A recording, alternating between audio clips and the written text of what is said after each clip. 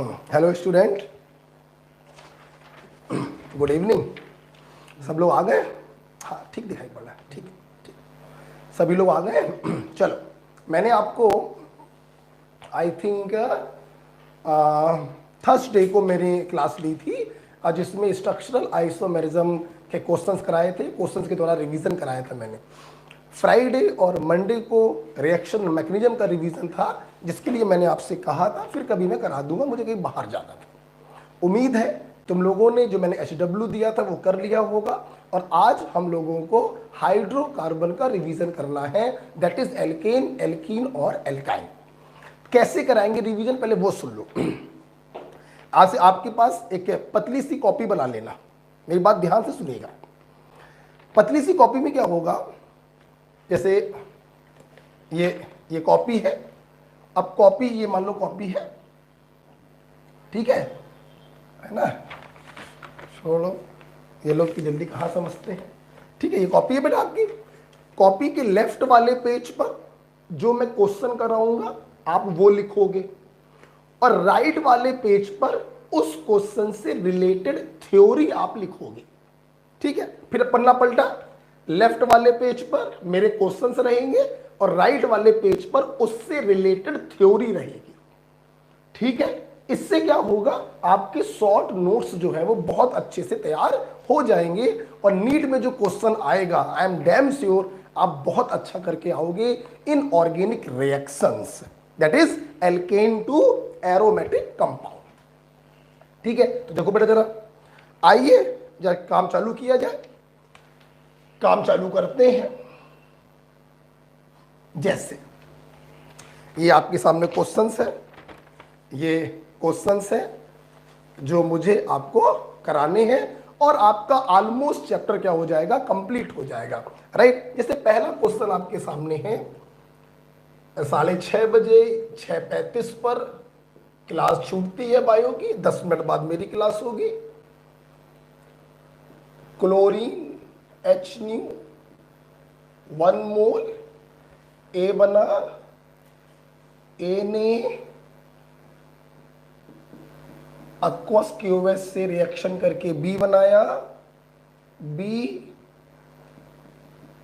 Concentrated H2SO4 170 degree Celsius C बना, और C HBr in presence of peroxide D बना।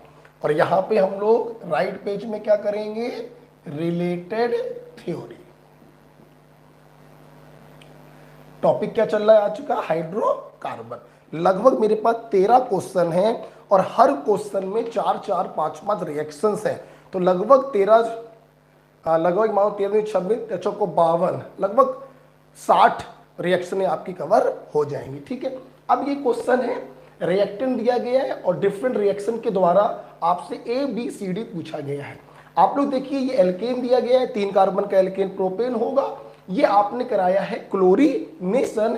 Chlorination का मतलब हो गया फ्री रेडिकल, ब्लू पेन दो जरा Ankit. This is what, this is free radical substitution. 1 mole का मतलब है एक सब्स्टिट्यूशन कराना है हमको।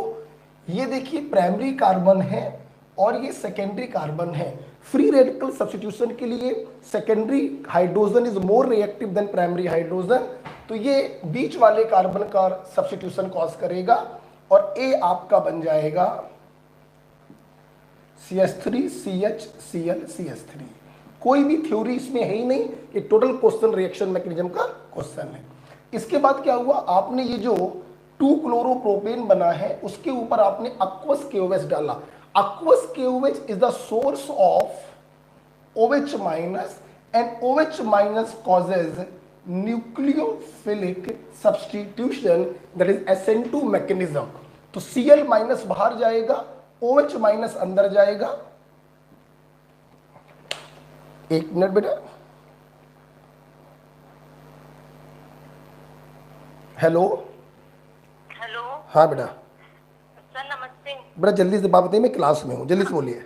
हाँ सर, वो PDF नोट चाहिए थे B ब्लॉक के। बेटा रुक जाइए, मैं क्लास में हूँ, अभी क्लास चल रही है, उसके बाद बात करेंगे। ठीक है, अब यहां पर क्या हुआ, OH माइनस Cl माइनस को रिप्लेस करेगा तो हमारा B क्या बन जाएगा, B हमारा बन जाएगा alcohol. This is the B. कौन सी रिएक्शन है, न्यूक्लियोफिलिक सब्स्टिट्यूशन है। Cl minus is the leaving group, OH minus is the incoming nucleophile. उसके बाद बी के ऊपर आपने डाला concentrated H2SO4 170 degree celsius. This is the E1 elimination, dehydration होगा। जिस कार्बन पे OH है वो अल्फा और उसके दोनों तरफ वाले कार्बन बीटा। दोनों बीटा सेम है, अगर ये डिफरेंट होते तो सेड्सम रूल लगा देते, पुअर बिकम पुअरर। दोनों सेम है तो यहां से OH हटेगा और किसी एक बीटा कार्बन से H हटेगा तो C आपका क्या बन जाएगा, एल्कीन बन जाएगा। C आपका क्या हो गया, एल्कीन हो गया। दिस इज यूनिमोलिकुलर इलिमिनेशन, बोले तो डिहाइड्रेशन। अच्छा, अब ये जो आपकी प्रोपीन बनी है इसमें आपने HBr डाला है इन प्रेजेंस ऑफ पेरोक्साइड। आप सभी को मालूम है this is the example of free radical addition reaction. This is the example of free radical addition reaction और ये एंटी मार्कोनिकॉफ रूल को फॉलो करता है। एंटी मार्कोनिकॉफ रूल का मतलब है कि जो H प्लस है ये वहां पे जाएगा जहां हाइड्रोजन कम है और Br माइनस वहां पे जाएगा जहां पर हाइड्रोजन ज्यादा है। तो आपका D क्या होगा, आपका D होगा ये 1 bromo propane is the D। Okay, तो इस क्वेश्चन में कोई रिएक्शन नहीं आई है, ये पूरा क्वेश्चन रिएक्शन मैकेनिज्म का क्वेश्चन था। कोई भी थ्योरी आपके सामने नहीं आ पाई। Simple free radical substitution, then nucleophilic substitution, then unimolecular elimination and then free radical addition. This is A, this is B, this is C and this is what, D। Okay, उम्मीद है आपने लिख लिया होगा। हम लोग सेकंड क्वेश्चन की तरफ जा रहे हैं। सेकंड क्वेश्चन जैसा कि मैं देख पा रहा हूं इसमें मुझे आपको 3 चीजें पढ़ानी पड़ेंगी। आइए, तो सेकंड क्वेश्चन करने से पहले आइए जरा उसकी रिलेटेड थ्योरी देखा जाए। सेकंड क्वेश्चन करने से पहला हमें थ्योरी आपको पढ़ानी पड़ रही है हाइड्रोबोरेशन ऑक्सीडेशन। इसे शॉर्ट में हम लोग HBO मेथड भी कहते हैं। ठीक है, पहले क्वेश्चन में कोई भी थ्योरी नहीं बनी, ये पूरा क्वेश्चन रिएक्शन मैकेनिज्म पे आधारित था। दूसरा क्वेश्चन जैसा कि मैं देख पा रहा हूं इसमें 3 चीजें मुझे पढ़ानी है आपको, हाइड्रोबोरेशन ऑक्सीडेशन, ऑक्सीमर्क्यूरेशन डीमर्क्यूरेशन और oxidation of alkene and alkyne. ये 3 चीजें मुझे आपको पढ़ानी है। आइए जरा देखिए, हाइड्रोबोरेशन ऑक्सीडेशन क्या है, मैं सबसे पहले आपको बताना चाहूंगा। This is a type of syn addition. This is a type of syn addition. Next, addition of water according to anti-Markovnikov rule and without rearrangement.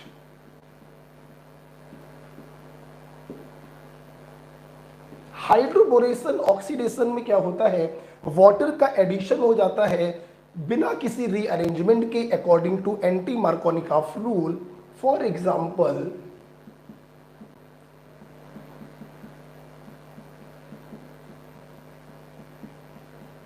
ये मैंने आपको कोई एल्कीन दिया और मैंने इसका हाइड्रोबोरेशन ऑक्सीडेशन कराया। देखिए, हाइड्रोबोरेशन ऑक्सीडेशन 2 शब्दों से मिलकर बना है, एक हाइड्रोबोरेशन फॉलोड बाय ऑक्सीडेशन।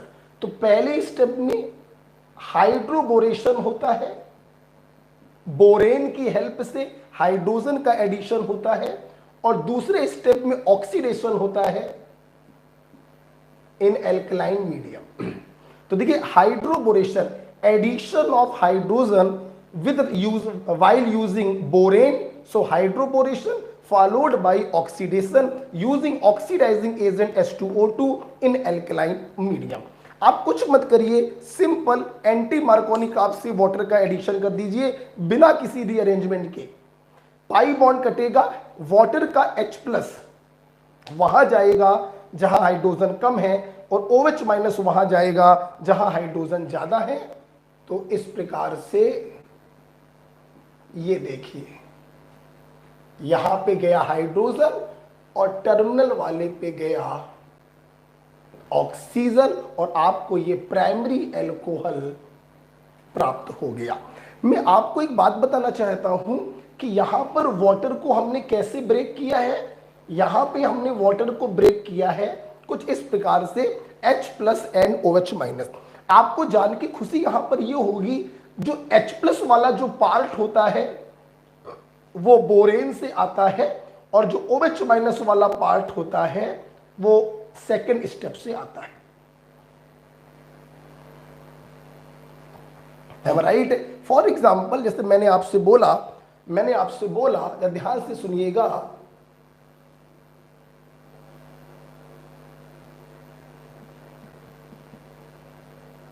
ये दिया मैंने आपको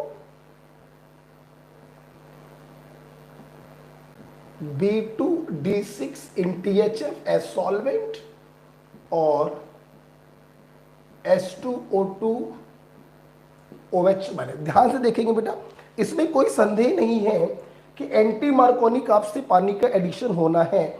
H वहां जाएगा जहां हाइड्रोजनों की संख्या कम है और OH वहां जाएगा जहां हाइड्रोजनों की संख्या ज्यादा है। एंटी मार्कोनिक ऑफ होना है। अब H आएगा कि D आएगा, तो बेटा D आएगा क्योंकि यहां पर D है, और OH आएगा कि OD आएगा, तो OH आएगा क्योंकि यहां पर OH है। अब देखिए, तो इस प्रकार से देखिए,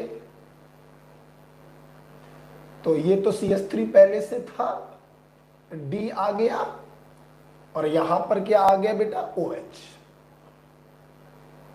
देखिए, अब एक समझने वाली बात क्या है, आपके मन में सवाल आ रहा था ये सिन एडिशन क्या होता है। सिन एडिशन का देखो मतलब बेटा ये है कि H और OH जब ऐड होते हैं तो दोनों एक ही तरफ से ऐड होते हैं। आप देखिए, D को भी मैंने नीचे की तरफ बनाया है और OH को भी मैंने नीचे की तरफ बनाया है। अगर D को आप ऊपर की तरफ बनाते तो OH भी आप कहां बनाते, ऊपर की तरफ बनाते। सो दिस इज हाइड्रोबोरेशन ऑक्सीडेशन।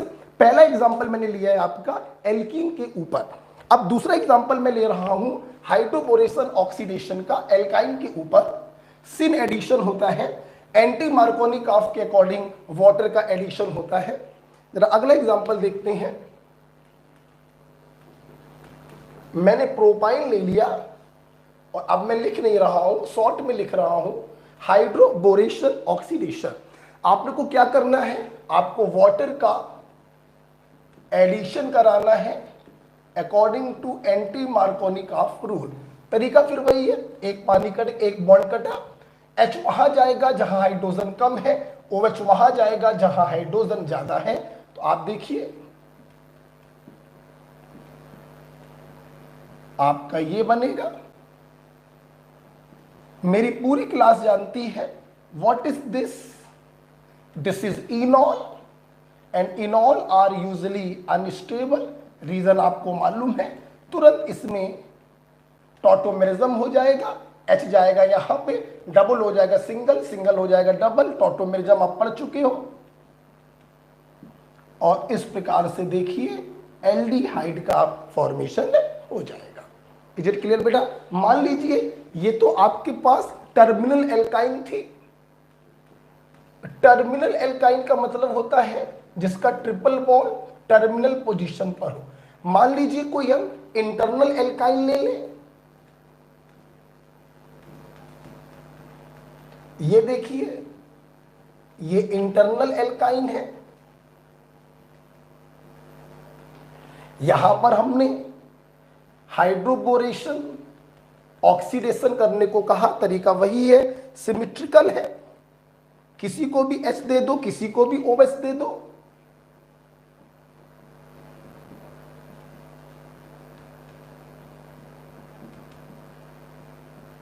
इनॉल बन गया।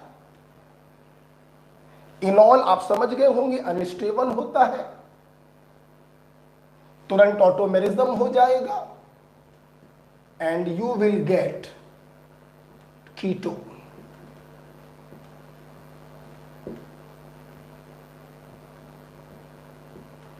you will get ketone. Hydroboration oxidation, ठीक है, ये हमने आपको बताया।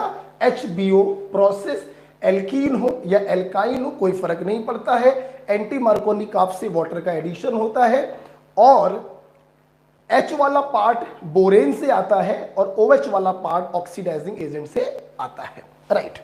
आफ्टर हाइड्रोबोरेशन ऑक्सीडेशन, देखिए बहुत सारी बातें और भी होती हैं, बट आप ये मान के चलिए कि मैं मैक्सिमम पार्ट आपका कवर अप कर दूंगा। सिन एडिशन होता है, ये ध्यान रखिएगा। नेक्स्ट दूसरा बेटा है ऑक्सी मर्क्यूरेशन, डीमर्क्यूरेशन। शॉर्ट में लिखते हैं OMD, ऑक्सीमर्क्यूरेशन, डीमर्क्यूरेशन। देखिए यहां पर क्या होता है, ये हाइड्रोबोरेशन ऑक्सीडेशन का थोड़ा उल्टा हो जाता है। मतलब यहां पर एडिशन ऑफ वाटर है according to Markovnikov rule without rearrangement. ये कॉमन बात है दोनों में, रीअरेंजमेंट दोनों में से कहीं पर भी नहीं होता है, यही तो इनका बेनिफिट है। एसिड कैटालाइज हाइड्रेशन कराने पर जब इलेक्ट्रोफिलिक एडिशन ऑफ वाटर होता है तो वहां पे रीअरेंजमेंट हो जाता है। तो रीअरेंजमेंट को रोकने के लिए दो नए प्रोसेस आपके पास आए हैं, हाइड्रोबोरेशन ऑक्सीडेशन और ऑक्सीमर्क्यूरेशन डीमर्क्यूरेशन। देखिए यहां पर क्या होता है, मैं फिर से वही एग्जांपल ले रहा हूं जो हाइड्रोबोरेशन ऑक्सीडेशन में लिया। वहां पे हम लोग डाइबोरेन ले रहे थे इन THF, यहां पे हम लोग मर्क्यूरिक एसीटेट लेते हैं इन THF और followed by reduction by NaBH4। वहां पर ऑक्सीडेशन हुआ था, यहां पर रिडक्शन होगा। सिंपल क्या करना है, वाटर H+ OH-, मार्कोनी का एडिशन होगा, H+ वहां जाएगा जहां हाइड्रोजन ज्यादा है और सेकेंडरी एल्कोहल आपको प्राप्त होगा।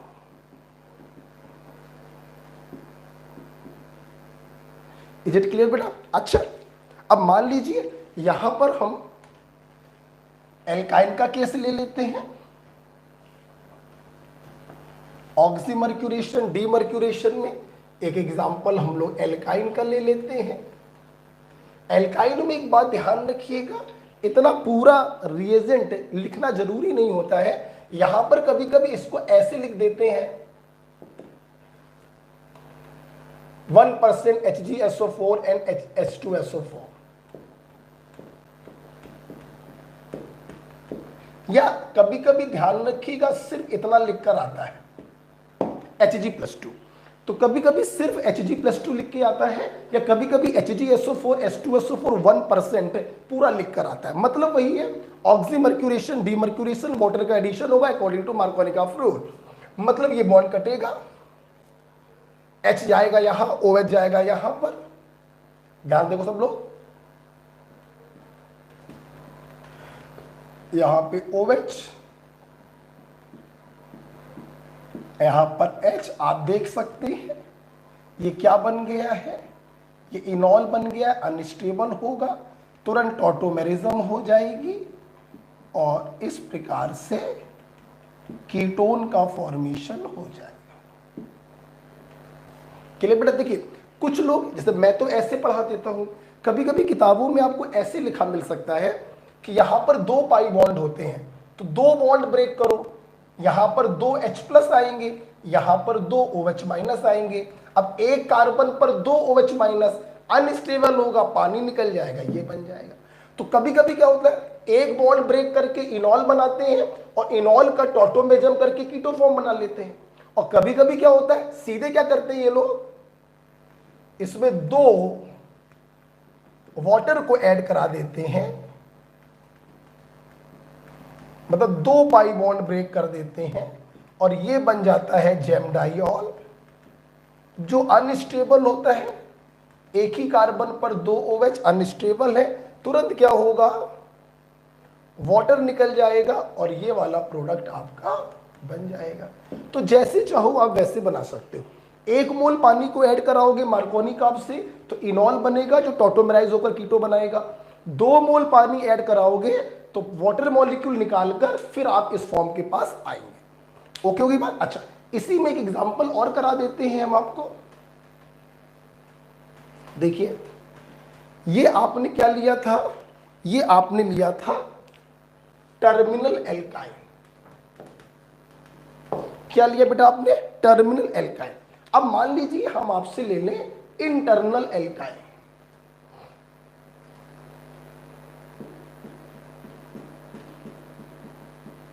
ये देखिए हमने ले लिया इंटरनल एल्काइन, नो इशू। फिर वही बात है, Hg+2 से कराएंगे। देखिए आप चाहे 1 पाई बॉन्ड को तोड़ के बना लो, चाहे 2 पाई बॉन्ड को तोड़ के बना, चलो मैं इस बार 2 पाई बॉन्ड को तोड़ के बना रहा हूं। ध्यान से मेरी बात सुनिएगा। देखिए बेटा, जब इंटरनल एल्काइन होती है तो अब मार्कोनी काफ का तो कोई मतलब ही नहीं बनता है, क्योंकि दोनों के पास हाइड्रोजन क्या है, 0 0। तो जब इंटरनल एल्काइन होती है तो यहां पर आप किसी को भी H दे सकते हो और किसी को भी आप OH दे सकते हो। मैं कहना क्या चाहता हूं, यहां पर 2H, यहां पर 2 OH दिए तो देखिए आपका कीटोनिक ग्रुप ये बनेगा।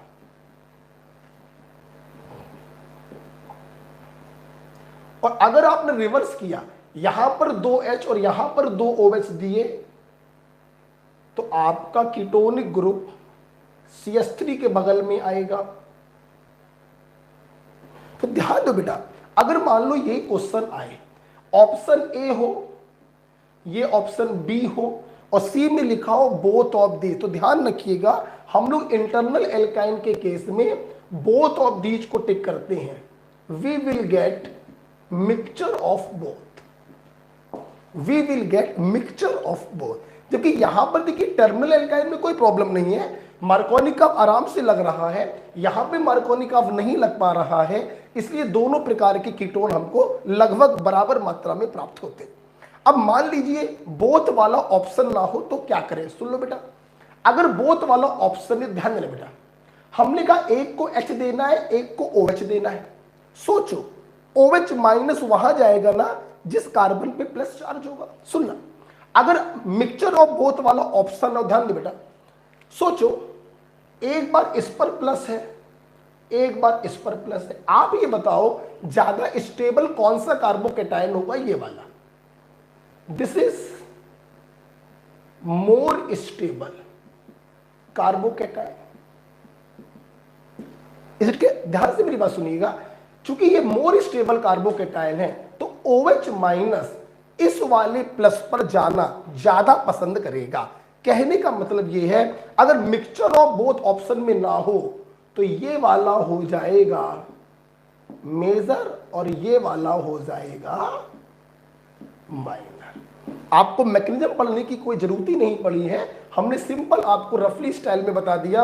अगर मिक्सचर ऑफ बोथ का केस ना हो तो जो कार्बोकेटाइन ज्यादा स्टेबल आपको दिखाई पड़ रहा है उस पर OH भेजिएगा तो मेजर वाला प्रोडक्ट आपको मिल जाएगा। क्लियर बेटा। एक एग्जांपल और देख लेते हैं। मैंने एल्कीन और एल्काइन दोनों के केस करा के दिखाए आपको। मान लीजिए मैं आपको ये दे देता हूं,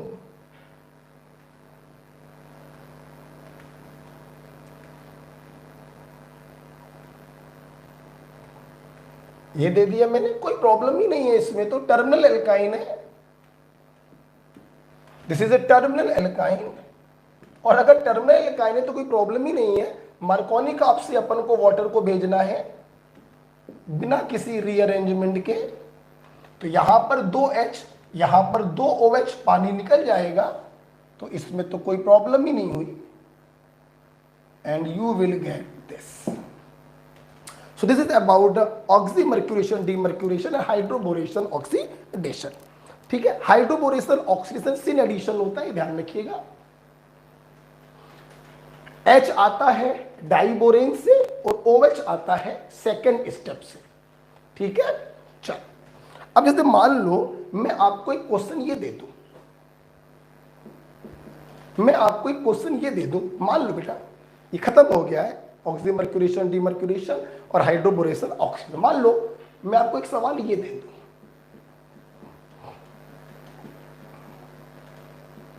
ठीक है, और जब ध्यान से मेरी बात सुनिएगा,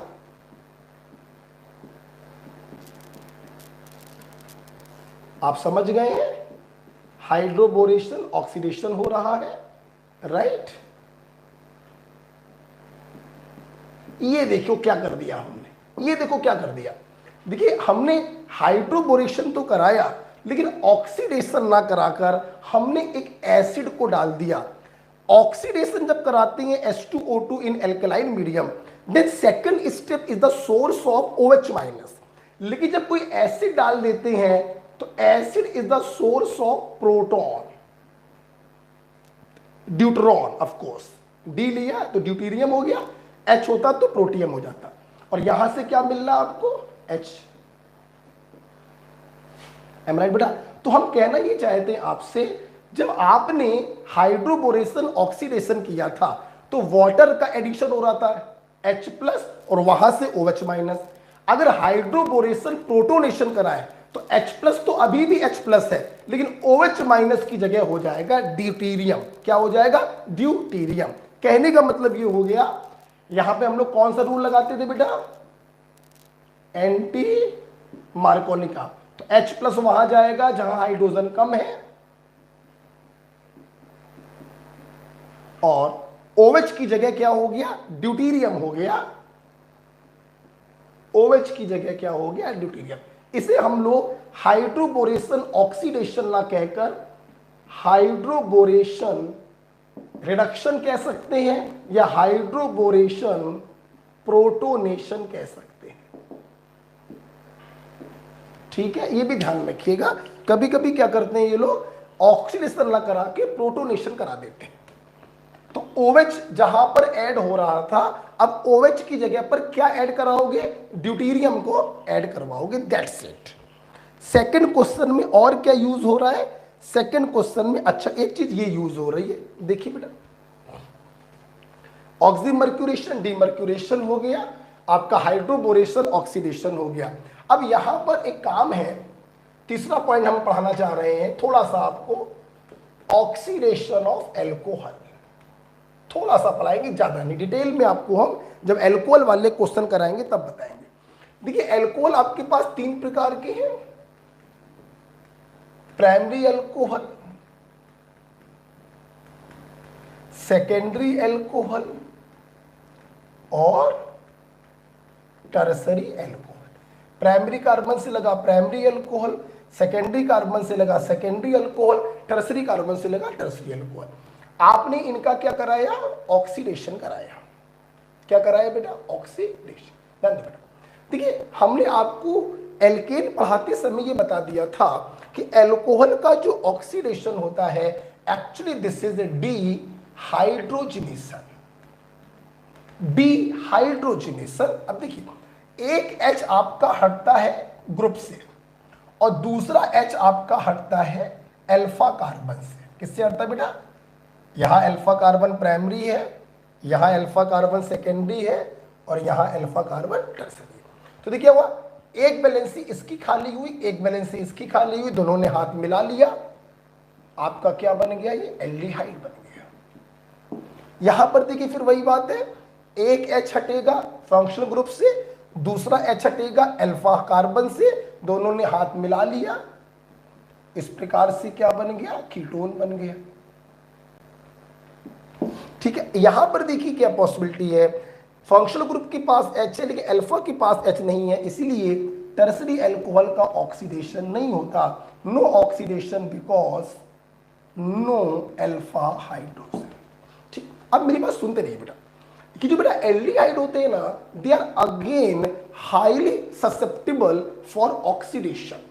एल्डिहाइड का फर्दर ऑक्सीडेशन हो जाता है, इसलिए ये aldehyde get further oxidise into carboxylic acid. But बेटा कीटोन जो होते हैं ये ऑक्सीडेशन के लिए इनर्ट होते हैं, यूजली इनर्ट फॉर ऑक्सीडेशन। ऐसा नहीं है कि इनका ऑक्सीडेशन नहीं हो सकता, होता है, लेकिन बहुत ही ड्रास्टिक कंडीशंस में होता है, हाई टेम्परेचर पे होता है। यूजली क्या होते हैं? Inert for oxidation under normal condition, under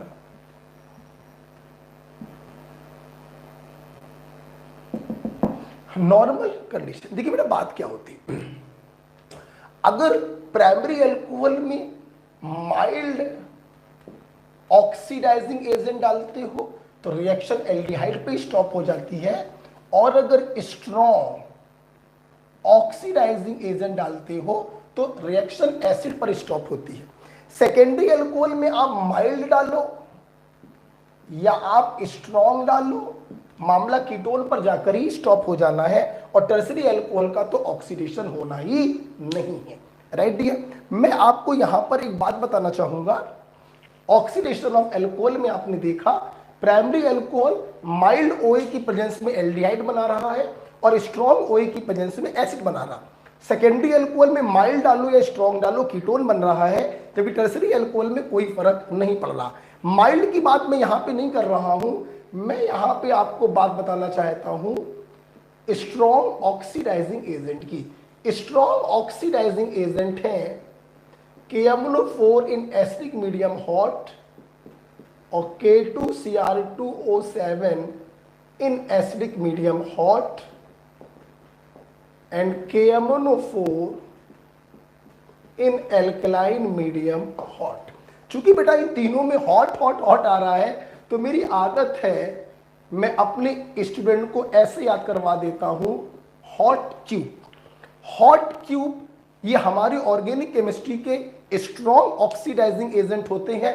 पूरी ऑर्गेनिक केमिस्ट्री में from alkane to aromatic chemistry ये तीनों की तीनों जब भी दिखते हैं ये हमेशा स्ट्रॉन्ग ऑक्सीडाइजिंग एजेंट के तरह ही काम करते हैं।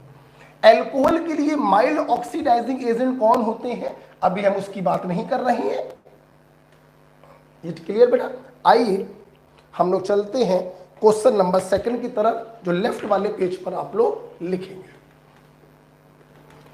क्वेश्चन नंबर 2 आपका है,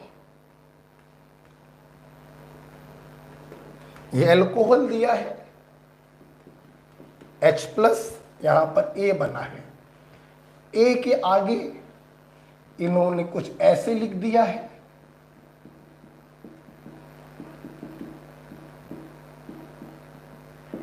यहां पे इन्होंने B बना दिया है, इसको मैं रब कर सकता हूं,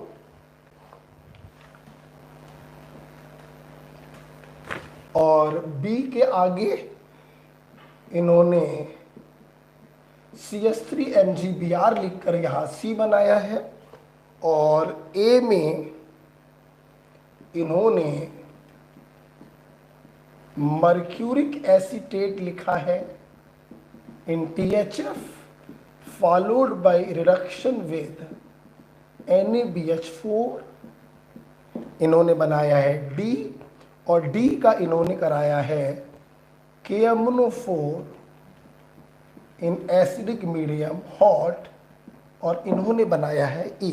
मैं उम्मीद करता हूं कि मेरे स्टूडेंट ये समझ चुके होंगे। आप देखिए बेटा, जो पहला वाला काम हो रहा है this is dehydration, unimolecular elimination हो रहा है, कार्बोकेटायन इंटरमीडिएट होता है अल्फा और बीटा, सिमेट्रिकल बीटा है, कहीं से भी H हटा दीजिए तो आपका A क्या हो जाएगा, आपका ये देखो A हो गया। ठीक, अब A का इन्होंने कराया है hydroboration followed by oxidation, anti Markovnikov का addition of water. Listen to me dear, मैं अक्सर देखता हूँ बच्चे कंफ्यूज हो जाते हैं कि हाइड्रोबोरेशन ऑक्सीडेशन में मार्कोनिक ऑफ था कि एंटी मार्कोनिक ऑफ था, ऑक्सीमर्क्यूरेशन डीमर्क्यूरेशन में मार्कोनिक ऑफ था कि एंटी मार्कोनिक ऑफ था। मेरा कहना है, मैं ऐसे याद करवाता हूँ आपको, परऑक्साइड जहां पे आ रहा है तो आपको मालूम है कि परऑक्साइड की प्रेजेंस में एंटी मार्कोनिक ऑफ एडिशन लगता है, इसलिए हाइड्रोबोरेशन ऑक्सीडेशन में एंटी मार्कोनिक ऑफ है और ऑक्सीमर्क्यूरेशन डीमर्क्यूरेशन में मार्कोनिक ऑफ है। शायद, हाँ लिखने में गलती हुई है बेटा, एक मिनट रुक जाना जरा, मेरे ख्याल से ओके, हाँ जस्ट लिसन टू मी।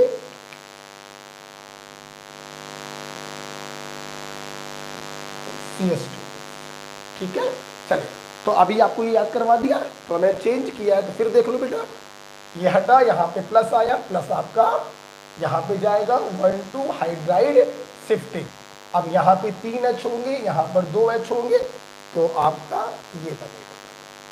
ना समझ में आया हो तो ये मैं नहीं बताऊंगा, ये आप रिएक्शन मैकेनिज्म में जाकर देखिए।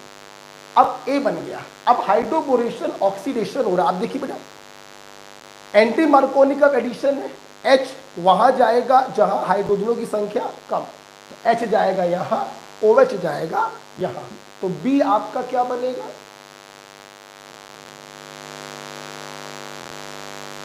B आपका ये, this is the B।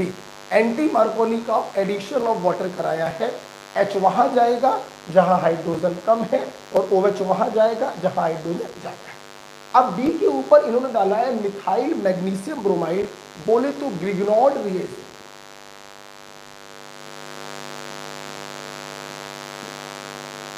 Hydrocarbon जरा खत्म हो जाए, फिर मैं आपको ग्रिग्नॉड रिएजेंट की सारी रिएक्शनें एक पेज पर लिखवाऊंगा। बेटा आप झूम उठोगे, एक पेज आपको ऐसा फीलिंग आएगा जैसे पूरी ऑर्गेनिक आपने खत्म कर ली हो, सिर्फ ग्रिग्नॉड रिएजेंट पढ़कर। आज तो नहीं, फिर कभी करा देंगे। अभी सिर्फ इतना बताना चाहते हैं बेटा कि ग्रिग्नॉड रिएजेंट जो होता है ये ऑर्गेनोमेटेलिक कंपाउंड है and it is the source of nucleophile R-। And आप सबको मालूम है कि जो न्यूक्लियोफाइल होते हैं वो बेस भी होते हैं। यहां पर अगर देखें, ये जो B आपने बनाया है इसके पास एल्कोहल है, एल्कोहल का मतलब इसके पास एसिडिक हाइड्रोजन है, तो ये ग्रिग्नॉड रीजन का क्या करेगा, R- इस H+ को लेकर एल्केन के रूप में अलग हो जाएगा। तो what is C? C is methane. What is C? C is methane. Am I right? मैं चाहूंगा कि मेरे स्टूडेंट राइट पेज पर पहुंचे, रिलेटेड थ्योरी, रिलेटेड थ्योरी में मेरे बच्चे पहुंचे और देख लें ग्रिग्नॉड रिएजेंट RMgS, इसकी रिएक्शन जब हम लोग कंस से कराते हैं,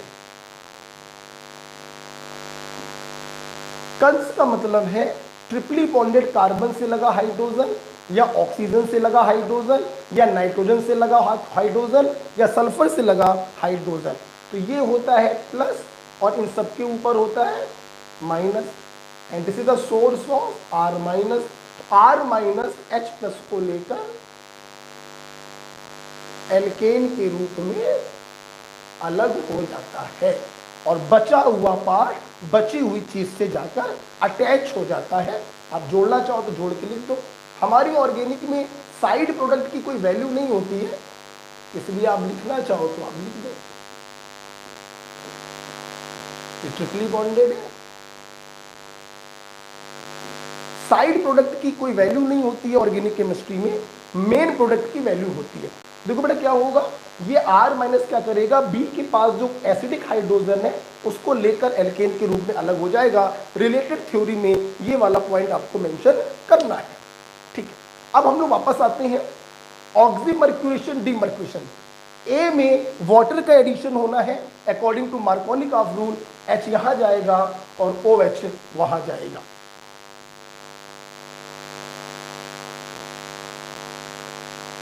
ठीक है, H यहां जाएगा और OH वहां जाएगा। आपको बेटा क्या प्राप्त हो गया, ये D प्राप्त हो गया और जो D है दिस इज ए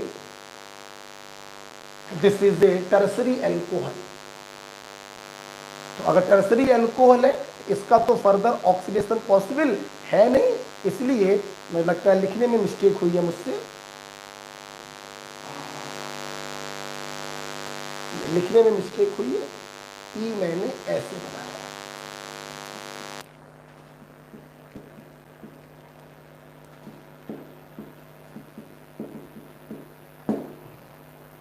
ठीक है, आइए सारे हो गए। अब अपन को क्या बनाना है, ई। बी क्या था, बी आपके सामने ये था जो कि एक सेकेंडरी अल्कोहल है। आपने इसके ऊपर हॉट क्यूब डाल दिया है। हॉट क्यूब एक स्ट्रॉन्ग ऑक्सीडाइजिंग एजेंट है। एक एच यहां से हटेगा, एक एच यहां से हटेगा और यहां पे डबल बॉन्ड आ जाएगा। तो ई आपका क्या होगा, आपने ये लिख लिया हो तो मैं यहां पे लिख दे रहा हूं what is E. E is a ketone. This is E. Okay, this is the question number second. Related theory में आज आपने ऑक्सीमर्क्यूरेशन डीमर्क्यूरेशन पढ़ा और हाइड्रोबोरेशन ऑक्सीडेशन आपने पढ़ा, एल्कोहल का ऑक्सीडेशन आपने पढ़ा और ग्रिग्नॉल्ड रिएजेंट की कंस के साथ रिएक्शन पढ़ी। इसे हम लोग नाम देते हैं कंस रूल। कोई रूल नहीं है, सिंपल कंस बोलिए, R माइनस एच प्लस को लेकर एल्केन के रूप में अलग हो जाएगा। तो यहां पर देखिए यूनिमोलिकुलर इलिमिनेशन हुआ, ऑक्सीमर्क्यूरेशन डीमर्क्यूरेशन हुआ, हाइड्रोबोरेशन ऑक्सीडेशन हुआ, ऑक्सीडेशन हुआ with the help of hot cube और ग्रिग्नॉल्ड रिएजेंट के साथ एसिड बेस रिएक्शन हुई और एल्केन का फॉर्मेशन हुआ। This is the question number 2। ऐसे शॉर्ट नोट्स तैयार हो जाएंगे कि आप सोचिए कि आपका पूरा खेल हो जाएगा। अभी तो सिर्फ शुरुआत करी है हमने, पूरा खेल हो जाएगा। जैसे मैंने बताया वैसे लिखिएगा। लेफ्ट पेज पर क्वेश्चन, राइट पेज पर रिलेटेड थ्योरी।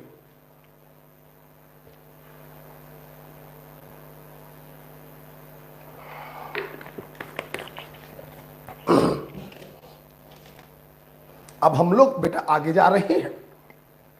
आइए मैं इसको रब करना चाहता हूं। क्वेश्चन नंबर 3 पढ़ने से पहले हमें आपको रिलेटेड थ्योरी में 2 बातें समझानी पड़ेंगी।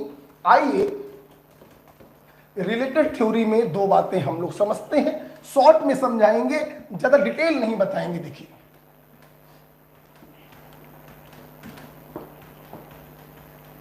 देखिए अभी बहुत सारे क्वेश्चन हैं, 13 बने हुए हैं। देखिए पूरा पन्ना है और ये है, अभी 2 ही सवाल हो पाए।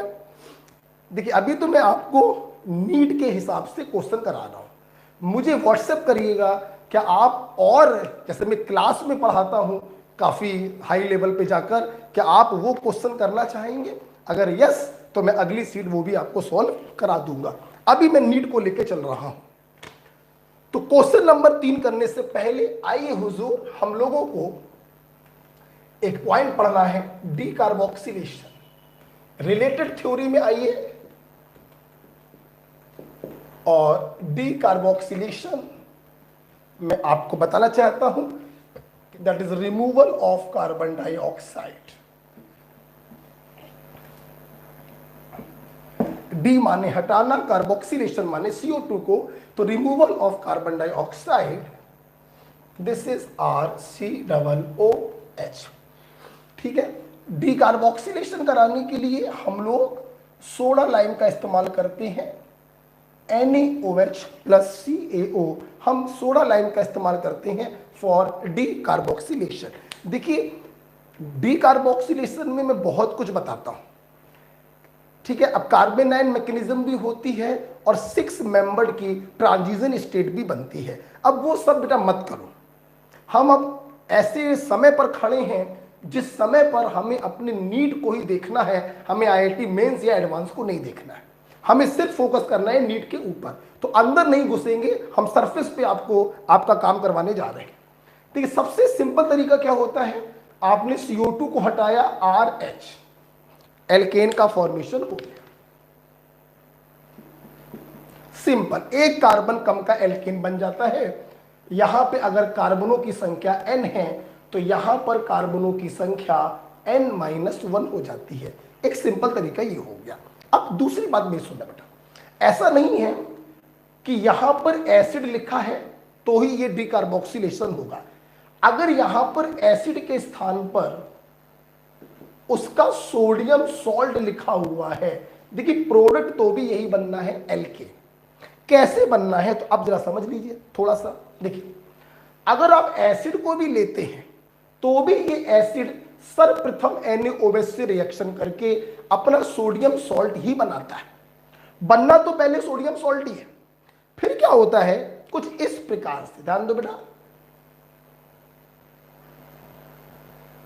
इस प्रकार से Na2CO3 अलग हो जाता है और ये वाला H जो है वो यहां पर आ जाता है और एल्केन का फॉर्मेशन हो जाता है। इस मिक्सचर को बेटा हम लोग कहते हैं सोडा लाइम। बहुत इंपॉर्टेंट है, जहां बैठे हो 2 बार बोलो सोडा लाइम, बोलो सोडा लाइम। कंपोजिशन बोलो NaOH plus CaO। NaOH plus CaO is soda lime used for removal of carbon dioxide. Acid लो या उसका सोडियम सॉल्ट लो, तरीका एक ही है, 20 से CO2 को हटाओ और एक कार्बन कम का एल्केन बना दो। देखिए बेटा बहुत सारी बातें हैं, ये वाला HB यहां आता है और ये वाला HB यहां आता है, बातें बहुत सारी हैं, इसलिए अभी उन चक्कर में हमें घुसना नहीं है। हमें अपनी नीड को ध्यान में रखकर बात करनी है कि कार्बोक्सिलिक एसिड हो या उसका सोडियम सॉल्ट हो, सोडा लाइम अगर डालोगे एक कार्बन कम का एल्केन बनेगा। अच्छा, यहां पर मैं एक बात आपको बताना चाहता हूं, बीटा कीटो एसिड, उससे पहले इसका एग्जांपल देख लें, एक एग्जांपल देख लो बेटा। मान लो एग्जांपल ले लेते हैं फिर आगे बढ़ते, ये ले लो या 2COOH लगा दो। रिंग से किसी सब्स्टिट्यूएंट को लगाने का मतलब होता है ये ऑर्थो मेटा या पैरा कहीं पर भी हो सकता है। आपने सोडा लाइम डाला, ध्यान रखिएगा जितने COOH होते हैं सब CO2 के रूप में निकल जाते हैं, तो तुम बेंजोइक एसिड लो या डाई कार्बोक्सिलिक एसिड लो, आपको मिलना क्या है, बेंजीन ही आपको मिलना है। डी कार्बोक्सिलेशन में एक छोटा सा यहां पर हम नोट लिखवाना चाहेंगे। नोट क्या है, नोट है beta keto acid, that is, ध्यान से देखेंगे,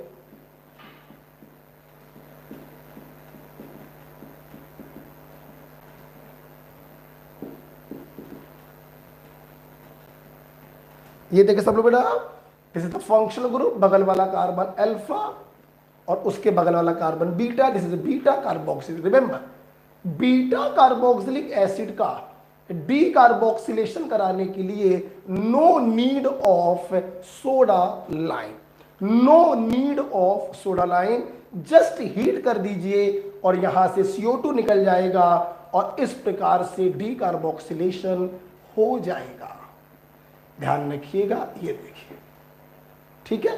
तो बीटा कीटो एसिड का डीकार्बोक्सिलेशन कराने के लिए कोई जरूरत नहीं होती है कि सोडा लाइम को डाला जाए, सिंपल गर्म कर दीजिए, CO2 निकल जाती है। अगर ये समझ में आया है आपको तो आइए एक क्वेश्चन आपको कराते हैं। देखिए बेटा मैं फिर बार बार कह रहा हूं, अगर आप क्लास में होते तो बहुत कुछ और बताता, बहुत सवाल कराता हूं, मुझे बहुत अफसोस है और ये मुझे लगता है साला मेरा ड्रॉबैक है कि मैं कोरोना के कारण हो या कोई भी रीज़न रहा हो, आपको मैं ऑर्गेनिक की रिएक्शन नहीं पढ़ा पाया। बहुत कुछ सोचे बैठा था, बहुत सारे प्यारे प्यारे सवाल बनाए थे, बहुत अच्छी अच्छी थ्योरी बनाई थी आप लोगों के लिए, लेकिन मजबूरी है वो पूरा मैं आपको दे नहीं पाया। लेकिन अब मैं इन क्वेश्चनों के माध्यम से काफ़ी हद तक आपको चीज़ें समझा रहा हूँ, ठीक है। जैसे इस पर क्वेश्चन हम लोग देखते हैं, जैसे देखिए एक क्वेश्चन करते हैं इसके ऊपर, बताइए जरा,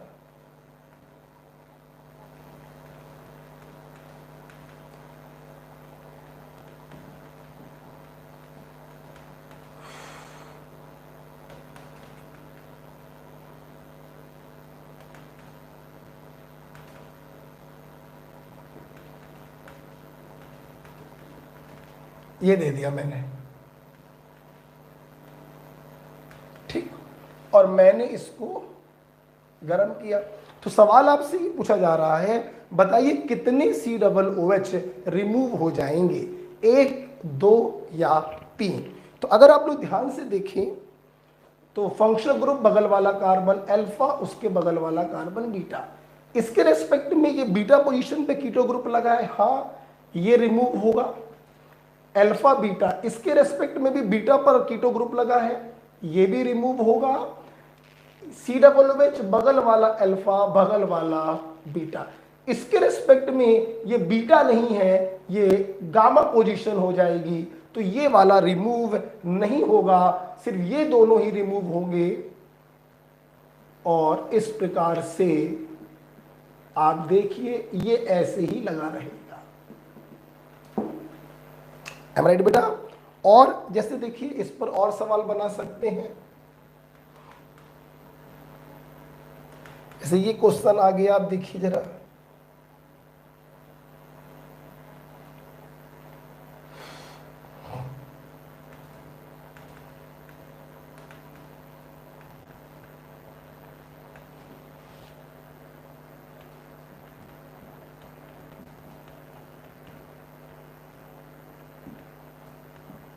ये क्वेश्चन आ गया। अभी अभी मैंने आपको बताया था aqueous KOH is the source of nucleophile OH minus, nucleophile, और यहां पर लीविंग ग्रुप है Cl माइनस, दोनों को हटाएगा, और ये देखिए आपका जेम डाइऑल बन गया। आपको मालूम है ये अनस्टेबल होता है, तुरंत क्या निकल जाएगा, वाटर मॉलिक्यूल निकल जाएगा, और अगर वाटर मॉलिक्यूल निकल गया तो ये कीटोन में बदल जाएगा।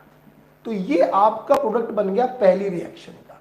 मतलब अगर आप इसके ऊपर aqueous KOH डालोगे तो आपको ये प्रोडक्ट प्राप्त होगा। अब आपने इसको क्या कर दिया है, आपने इसको गर्म कर दिया है, तो गर्म करने पे क्या होगा, alpha beta, beta keto acid है, डिकार्बोक्सिलेशन हो जाएगा, no need of soda lime, और साइक्लोहेक्सेनोन आपको प्राप्त होगा। This is the final product. Okay, I hope आपको डिकार्बोक्सिलेशन समझ में आया।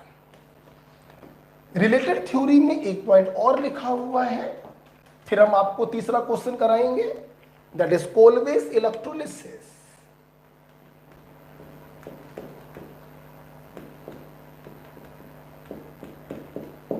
Kolbe's electrolysis free radical mechanism को फॉलो करता है।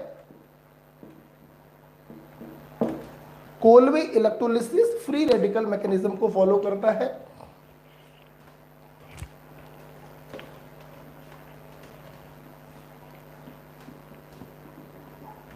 देखिए बेटा, कोलवे इलेक्ट्रोलिसिस से हम एल्केन, एल्कीन, एल्काइन तीनों बना सकते हैं। नजरें आपके सामने होनी चाहिए। For example, sodium salt of monocarboxylic acid,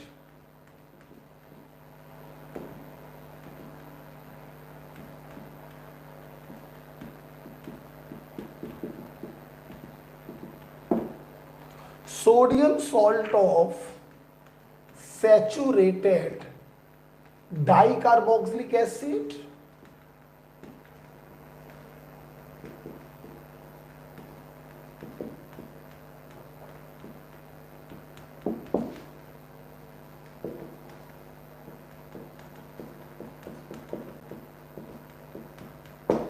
और एल्काइन बनाने के लिए हम यूज करते हैं sodium salt of unsaturated dicarboxylic acid. शायद नहीं हो पाएगा।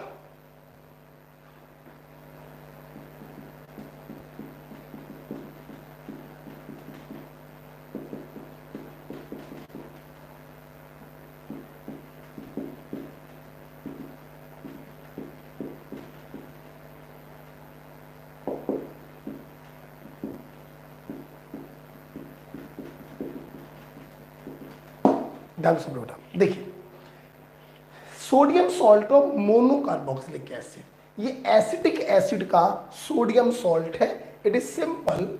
ये तो मैंने इसका वो लिख दिया है कि हमें चाहिए क्या होता है, ठीक है, चाहिए क्या होता है। अब हमने एग्जांपल के तौर पे क्या लिया है, सोडियम एसीटेट।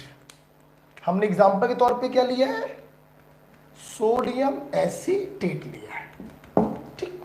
अब हमने ये तो लिख दिया कि हमें एल्कीन बनाने के लिए चाहिए क्या होता है, sodium salt of saturated. Saturated का मतलब है कार्बन कार्बन मल्टीपल बॉन्ड नहीं होना चाहिए, एंड डाई कार्बोक्सिलिक एसिड। अब हमने एग्जांपल क्या लिया है, हमने एग्जांपल लिया है सोडियम सक्सीनेट, सक्सिनिक एसिड का सोडियम सॉल्ट लिया है।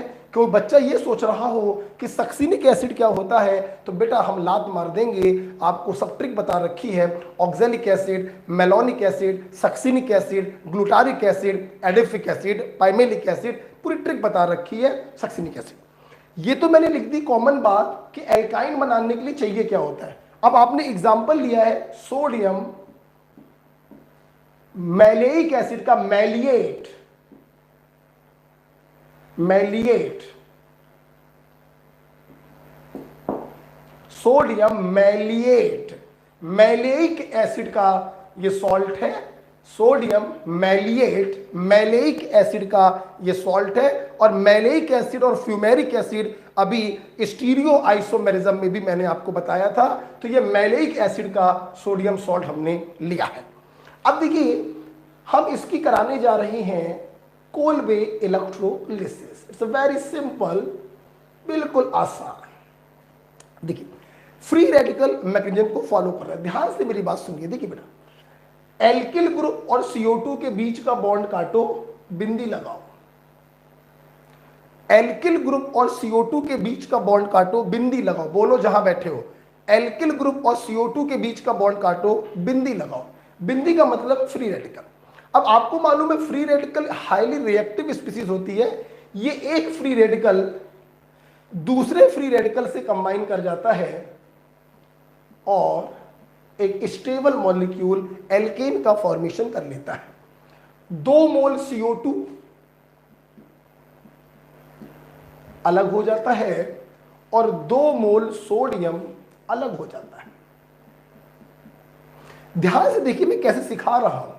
अब आपको मालूम है sodium is a highly reactive metal और इलेक्ट्रोलिसिस आपने एक्वस मीडियम में कराया होगा, मतलब जहां पर पानी भी पड़ा होगा।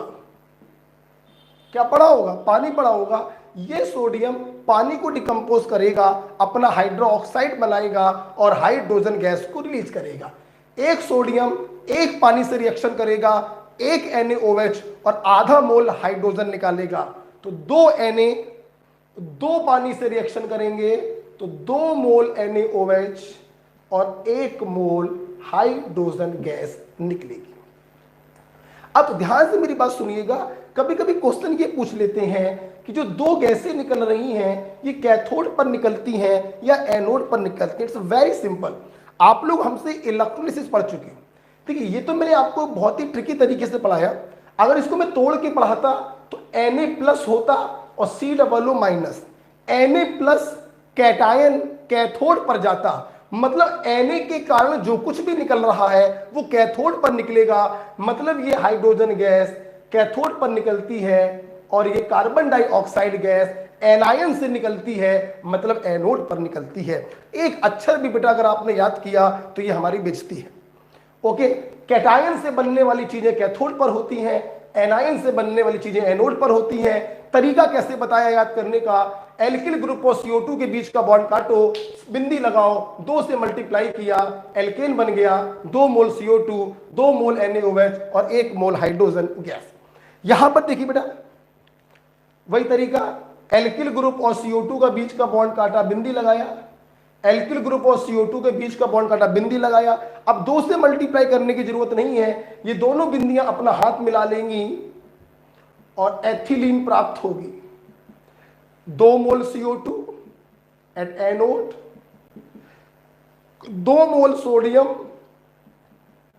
2 मोल वाटर को ब्रेक करेगा, 2 मोल NaOH और 1 मोल हाइड्रोजन गैस को बनाएगा। सेम सिचुएशन यहां पर भी है। एल्किल ग्रुप और CO2 के बीच का बॉन्ड काटो, बिंदी लगाओ, बिंदियां अपना हाथ मिला लेंगी, एल्काइन बन गया। 2 मोल CO2 एनोड पर, 2 मोल NaOH और 2 मोल हाइड्रोजन। चूंकि बेटा इलेक्ट्रोलिसिस कराने के बाद आपको बर्तन में NaOH प्राप्त होता है, इसीलिए इलेक्ट्रोलिसिस कराने के बाद pH जो होती है वो कॉन्टिन्यूसली बढ़ती जाती है ड्यू टू कोलबे इलेक्ट्रोलिसिस। तो मोनो कार्बोक्सिलिक एसिड का सोडियम सॉल्ट लेंगे तो एल्केन बनेगा, डाई कार्बोक्सिलिक सैचुरेटेड लेंगे तो एल्कीन बनेगा, और डाई कार्बोक्सिलिक अनसैचुरेटेड लेंगे तो एल्काइन बनेगा। और कौन सी मैकेनिज्म को फॉलो करेगा? फ्री रेडिकल मैकेनिज्म को फॉलो करेगा। ठीक, यहां पर जैसे अगर मैं क्वेश्चन आपको दूं, एक क्वेश्चन मैं आपको दूं,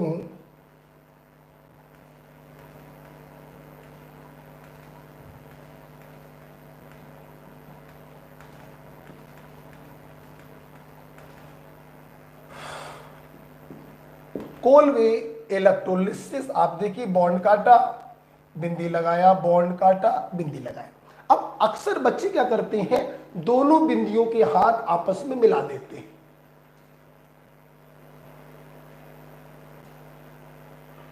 ये बना दिया, ठीक है, ये बनेगा, लेकिन बेटा हमारी ऑर्गेनिक केमिस्ट्री में हमेशा मेजर प्रोडक्ट की ही चर्चा होती है, माइनर प्रोडक्ट की चर्चा नहीं होती। This is the Dewar structure of benzene. आपने पढ़ा होगा बेंजीन के कैकुल स्ट्रक्चर और डेवर स्ट्रक्चर। ये डेवर स्ट्रक्चर है, जो कि मोस्ट स्टेबल स्ट्रक्चर बेंजीन का होता है कैकुल स्ट्रक्चर। इसी देखिए क्या होगा, आपने बॉन्ड काटा, बिंदी लगाया, एक कार्बन इस पर फ्री रेडिकल, दूसरे जुड़ा सिंगल से, दूसरे और तीसरे के बीच में डबल बॉन्ड, सिंगल हो जाएगा डबल, डबल हो जाएगा सिंगल, और ये अनपेड इलेक्ट्रॉन पहले से पहुंच जाएगा तीसरे के पास। मतलब देखिए हो क्या रहा है, ये मत बनाइए आप, आपको समझना चाहिए देखिए क्या हो रहा है। ये बिंदी तो यहीं पर है, वो डबल हो जाएगा सिंगल, सिंगल हो जाएगा डबल, और बिंदी पहले से चली गई तीसरे के पास।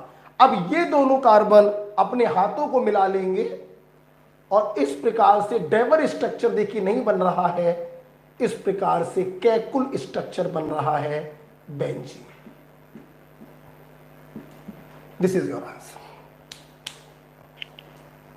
ओके, सो इस प्रकार से हम लोग, ये बड़ा बढ़िया क्वेश्चन था, ये एलएन के टेस्ट पेपर में पूछा गया था, एक बढ़िया सवाल था कि रेजोनेंस कराते हुए हम लोग यहां पे लेके आएंगे, फिर ये दोनों अपने अपने इलेक्ट्रॉनों का साझा करेगा और बेंजीन का फॉर्मेशन होगा। सो this is about the Colway electron. इसमें बहुत सारे सवाल बना सकता हूं, बट ये आपका काफी हो गया। अब आइए हम क्वेश्चन नंबर 3 देते हैं, आप लोग कर दिखाइएगा। रिलेटेड थ्योरी खत्म होती है। क्वेश्चन नंबर 3, ये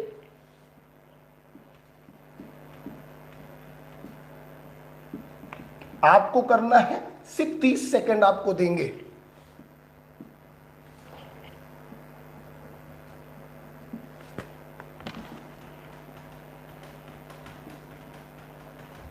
सिर्फ 30 सेकंड आपको देंगे।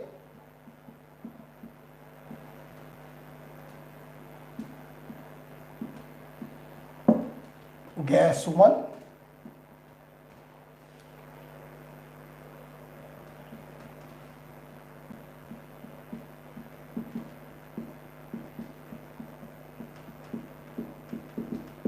इलेक्ट्रोलिसिस, गैस 2 प्लस गैस 3, ये कैथोड पर है, ये एनोड पर। बताइए, gas C plus gas T plus, चलिए gas C plus gas D, और एक और कर देते हैं गैस 4। ठीक है, 30 सेकंड आपको दे रहे हैं, जल्दी करिए।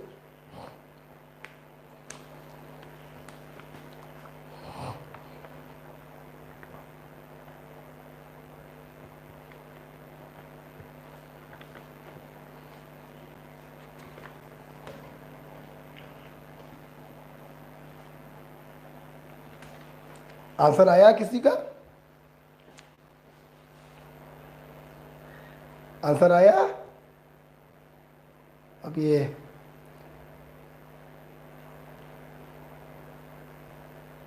चलो,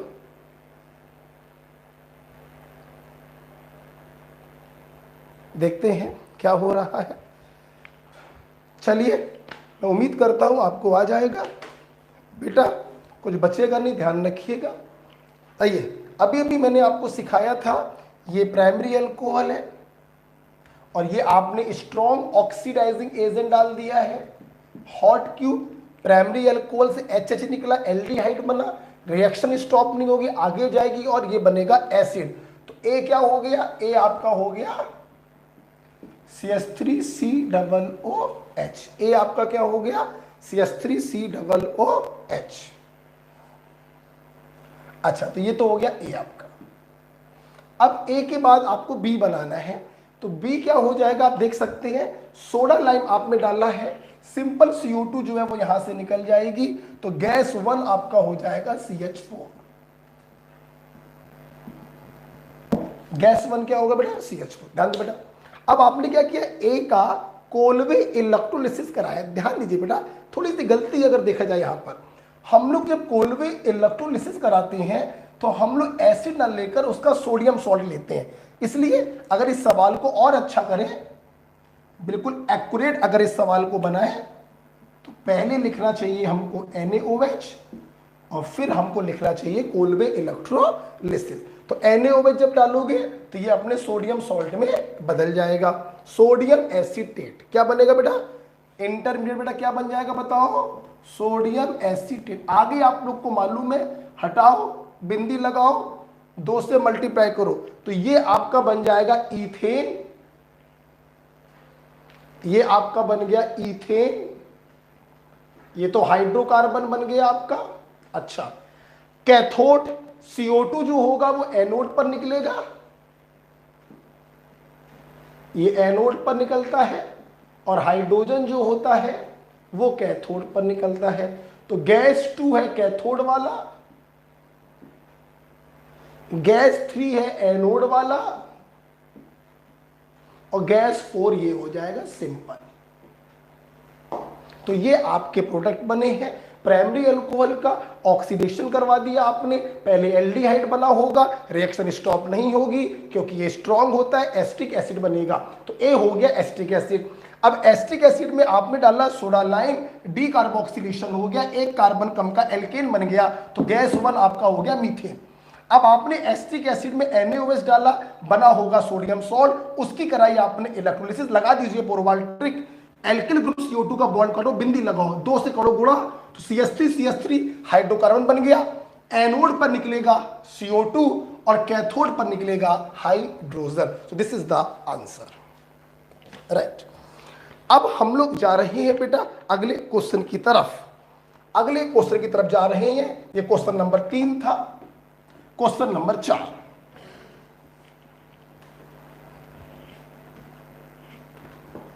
क्वेश्चन नंबर 4 में हमें आपको थ्योरी बतानी पड़ेगी, ठीक ठाक। ये शायद आज के लिए आखिरी सवाल होगा। क्वेश्चन नंबर 4 आपको याद है ना बेटा, आज का दिन वैसे था एल्केन का, है ना। आज दिन कौन सा है, आज दिन कौन सा भाई,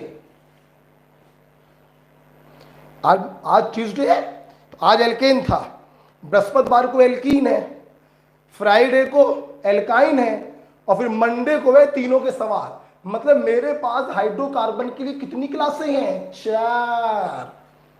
आज तो पहली क्लास ही तो चल रही है, आज मैं तीनों को मिला के पढ़ा रहा हूं, तो पहली क्लास चल रही, तो 4 क्लासों तक आते आते हाइड्रोकार्बन तुम्हारी आत्मा में चला जाएगा, मर जाओगे, आत्मा के साथ जाएगा ऊपर। ठीक है, तो टेंशन नहीं लेंगे, बस जैसे मैंने पढ़ाया वैसे आप पढ़ते चलेंगे, नोट्स बनाते चलेंगे। आइए देखिए बेटा, हमें एक पॉइंट आपको पढ़ाना है, रिलेटेड थ्योरी में हेडिंग पढ़ेगी पार्शियल हाइड्रोजिनेशन। हेडिंग पढ़ेगी पार्शियल हाइड्रोजिनेशन। देखो क्या है, ये मान लीजिए कोई एल्काइन है, एल्काइन है, ठीक है, कितने पाई बॉन्ड है, 2। अब देखिए आपने हाइड्रोजनेशन हमसे रिएक्शन मैकेनिज्म में ही पढ़ लिया था, addition of hydrogen in presence of transition metal. देखिए वो जो हाइड्रोजनेशन होता है वो तब तक हाइड्रोजन को ऐड करता रहता है जब तक कि सारे पाई बॉन्ड खत्म ना हो जाए।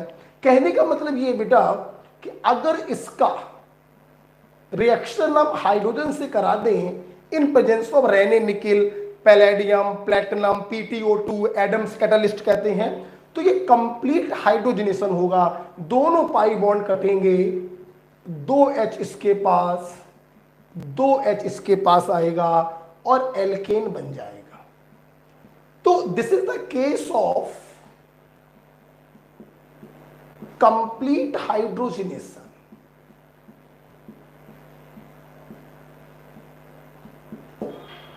This is the case of complete hydrogenation. अब हमारा मकसद ये था कि दोनों पाई बॉन्ड सिंगल में ना बदलें, एक पाई बॉन्ड सिंगल में बदले और एक पाई बॉन्ड बना रहे, बोले तो पार्शियल हाइड्रोजनेशन। तो पार्शियल हाइड्रोजनेशन कराने के हमारे पास दो तरीके होते हैं। ये तो कंप्लीट हो गया, ये नहीं पढ़ना था हम लोग को पढ़ना था पार्शियल हाइड्रोजनेशन। दो तरीके हैं, एक हमारे पास होता है लिंडलर्स कैटालिस्ट और एक हमारे पास होता है बर्च रिडक्शन। बर्च रिडक्शन में क्या करते हैं, लिथियम या sodium in liquid ammonia. Birch reduction में लिथियम या सोडियम लेते हैं इन लिक्विड अमोनिया। और लिंडलर कैटालिस्ट में क्या होता है, हाइड्रोजन का एडिशन होता है इन presence of palladium, in presence of sulphur या क्यूनोलीन, सल्फर या क्यूनोलीन। ठीक है, इसमें देखिए क्या होता है, ध्यान से मेरी बात सुनिएगा। पैलेडियम अगर ये सब आप ना लेते, अगर ये सल्फर या क्यूनोलीन आप लोग ना लें, तो देखिए जो पैलेडियम होगा वो ट्रांजिशन मेटल के तरीके कंप्लीट हाइड्रोजनेशन करा देगा। रिएक्शन दोनों पाई बॉन्ड को रिड्यूस ना कर पाए, रिएक्शन एक पाई बॉन्ड के बाद स्टॉप हो जाए, तो हम लोग यहां पर क्या ले लेते हैं, इनहिबिटर हम लोग ले लेते हैं, पॉइजन हम लोग ले लेते हैं सल्फर, और सपोर्ट ले लेते हैं। क्यूनोलीन क्यों लिख रहे हो, सपोर्ट लगा दो CaCO3 का, ये छोड़ो हटाओ, इतना लिखो बस। ठीक है, तो palladium plus sulphur plus CaCO3, this is called Lindlar catalyst.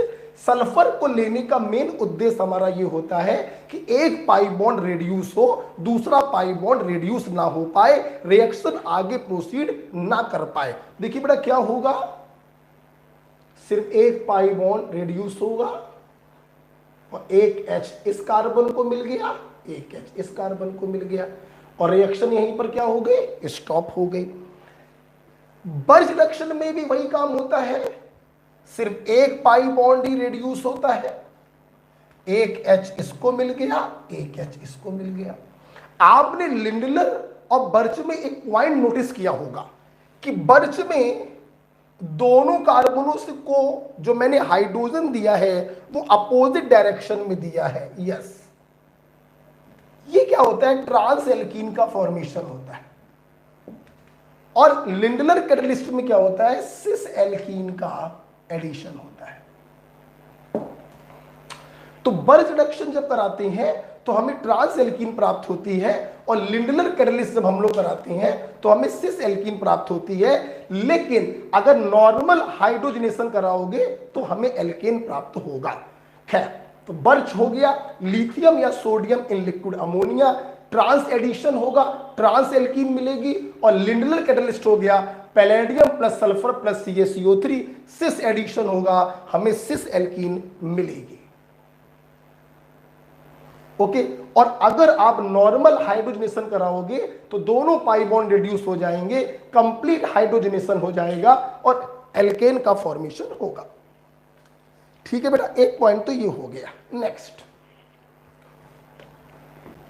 Mechanism आपके सिलेबस में नहीं है, बर्च रिडक्शन की मैकेनिज्म आपके सिलेबस में नहीं है, इलेक्ट्रॉन की हेल्प से होता है, जरूरत नहीं है आपको। अच्छा, एक पॉइंट बेटा हम आपको यहां पे और बताना चाहते हैं,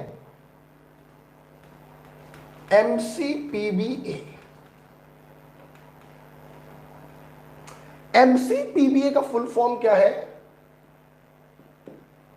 मेटाक्लोरो पर बेंजोइक एसिड। ठीक है, ध्यान दीजिए बेटा, दिस इज व्हाट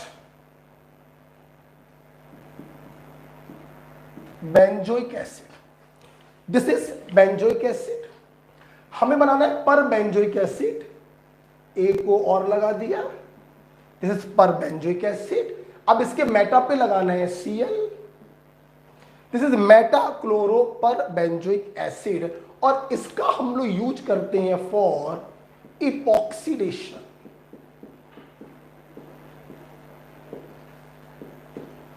इसका बेटा हम लोग यूज करते हैं फॉर इपॉक्सीडेशन। मेरी बात सुन लीजिए, इपॉक्सीडेशन के लिए हमारे पास दो चीजें और भी होती हैं, oxygen in presence of silver catalyst और MMPA।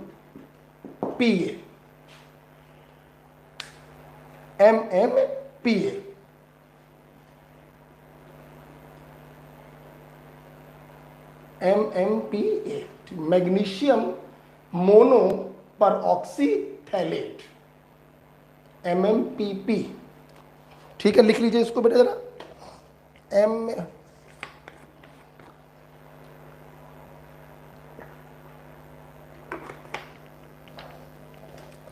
MMPP। ये देखिए, तो पहले ये लिख लो,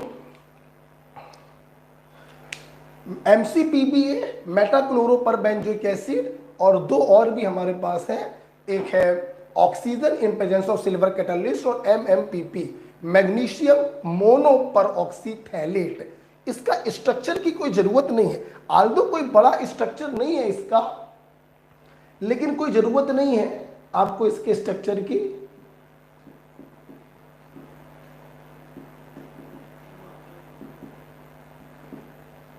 कुछ ये स्ट्रक्चर होता है, ठीक है, लेकिन आपको इसकी जरूरत नहीं है, आप बस इसका नाम याद रखिएगा, MMPP मैग्नीशियम मोनो पर ऑक्सीथैलेट, मोनो पर ऑक्सीथैलेट। यस, चलो अब आप बात आई है तो बता देते हैं, चलो बता देते, छोड़ो, आओ आओ बता देते हैं। देख भाई, कुछ है नहीं, था कुछ नहीं, बट अब थोड़ा मेरा मन नहीं था बताने का, क्योंकि MCPBA पर क्वेश्चन आया है नीट में, और इस पर क्वेश्चन आया है NTA में, तो NTA में आया है तो जरूरत नहीं है इसको देखने की, फिर भी मैं बता दे रहा हूं। देखिए, this is phthalic acid,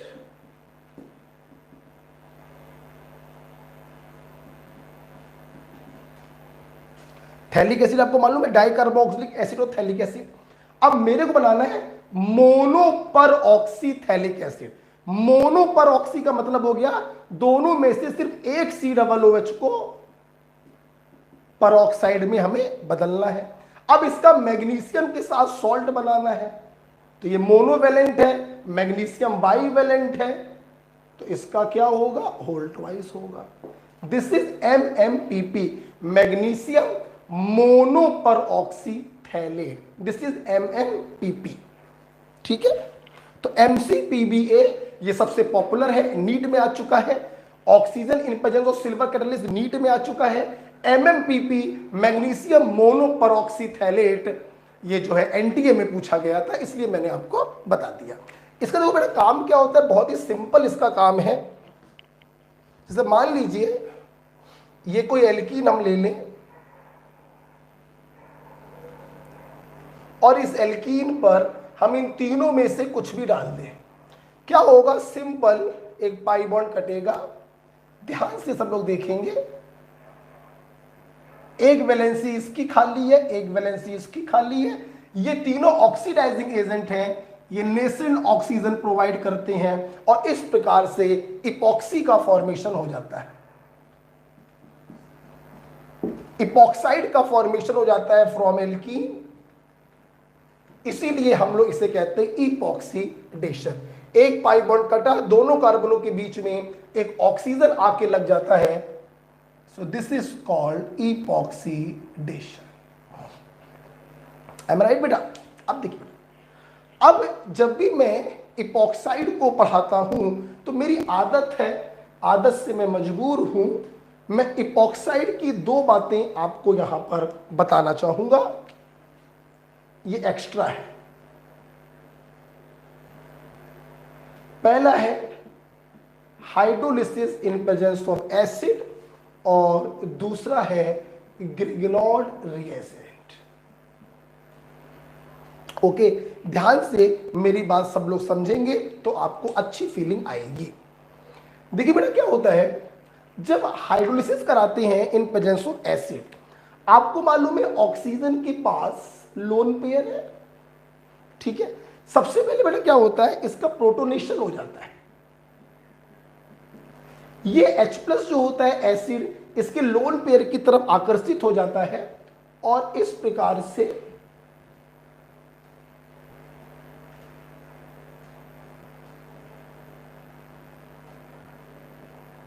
plus, इसका फॉर्मेशन देखो बेटा हो गया। अब O is a highly electronegative और इलेक्ट्रोनेगेटिव पे प्लस आ गया, ये भड़बड़ा रहा है, अनस्टेबल है, तो ये क्या करता है, इन दोनों इलेक्ट्रॉनों को अपनी तरफ आकर्षित करता है, जिसके कारण इन कार्बनों पर पार्शियल पॉजिटिव चार्ज डेवलप होता है। इस पार्शियल पॉजिटिव चार्ज को देखते हुए सेकेंड स्टेप में क्या होता है, न्यूक्लियोफाइल वाटर, न्यूक्लियोफाइल वाटर जो है SN1 मैकेनिज्म में अटैक करता है। देखिए बेटा, जो बहुत ही अच्छी बुक्स हैं वहां पे तो ये लिखा होता है कि this is actually mixed SN1 and SN2, लेकिन आप लोग इसको SN1 मानकर आगे बढ़िएगा। ध्यान दो बेटा, मैंने हमेशा आपको बताया है कि solvent is the source of nucleophile. Water के अटैक करने का मतलब होता है OH- का अटैक करना, CH3OH के अटैक करने का मतलब होता है CH3O- का अटैक करना। तो वाटर के अटैक करने का मतलब है OH- का अटैक करना हो रहा है। ध्यान से मेरी बात आप लोग सुनेंगे। जब ये OH- इस पर अटैक करता है तो ध्यान देना बेटा, ये कार्बन की वैलेंसी 5 हो जाती है, तो ये दोनों बॉन्ड पेयर यहां पर इस प्रकार से शिफ्ट हो जाते हैं और आप देखिए इस प्रकार से विस डाइऑल का फॉर्मेशन हो जाता है। और विस डाइऑल को ध्यान रखिएगा हम लोग ग्लाइकॉल के नाम से जानते हैं, विस डाइऑल को हम लोग ग्लाइकॉल के नाम से जानते हैं, विस डाइऑल को हम लोग ग्लाइकॉल के नाम से जानते हैं। OH- SN1 फैशन में पीछे से अटैक करता है और ये कार्बन का वैलेंसी हो जाएगा 5, ये कार्बन भड़बड़ाने लगेगा तो ये दोनों बॉन्ड पेयर O की तरफ ट्रांसफर हो जाएंगे। तो इस पर आ गया OH और इस पर जब दोनों इलेक्ट्रॉन ट्रांसफर हो गए तो इसका प्लस खत्म हो गया और इस प्रकार से विस डाइऑल का फॉर्मेशन हो गया। ठीक है, ये मैकेनिज्म बताने से क्या होता है, बच्चों को याद करने की कोई जरूरत नहीं पड़ती। अदरवाइज मैं ऐसे भी बता सकता था, कार्बन ऑक्सीजन का बॉन्ड काटो, वाटर का H दे दो O- को और OH दे दो C+ को। आप ऐसे भी कर सकते थे, माइनस को दे दो वाटर का H+ और प्लस को दे दो वाटर का OH-, लेकिन ये बात सही नहीं है। आप ध्यान से अगर देखें तो O के पास जो H आ रहा है वो वाटर का नहीं आ रहा है, वो एसिड का आ रहा है, और कार्बन के पास जो OH आ रहा है वो वाटर से आ रहा है। ठीक है, अच्छा अब हम लोग बात करते हैं ग्रिग्नॉड रिएजेंट की। अगर आप ध्यान से देखें तो ये जो आपने इपॉक्सी लिंकेज को ब्रेक कराया है, this is acid catalysed breaking, acid catalysed breaking of epoxide. ये अगर आप लोग ध्यान से देखें तो this is acid catalysed breaking of epoxide linkage. H+ यहां पर गया, ऑक्सोनियम सॉल्ट बना, SN1 इन पे पार्शियल पॉजिटिव चार्ज डेवलप हुआ, SN1 फैशन में अटैक किया, बॉन्ड पेयर O की तरफ चला गया और ग्लाइकॉल का फॉर्मेशन हुआ।